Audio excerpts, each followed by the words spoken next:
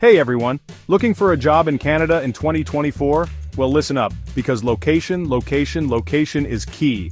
Picking the right province can make all the difference. Right now, as of November 2024, Saskatchewan is the place to be, with the lowest unemployment rate, only 5.6%. That means lots of jobs are available. Quebec is hot on its heels at 5.7%, and Manitoba and British Columbia are tied at 5.8%. Not bad, eh? And hey, Ontario, we see you, at 6.9%, you're still looking pretty good. So what does all this mean for you job hunters? Well, it means if you're looking for work, these provinces are like a giant welcome mat. Saskatchewan and Quebec are looking like real winners right now. And don't count out Manitoba and BC, they're packed with possibilities too.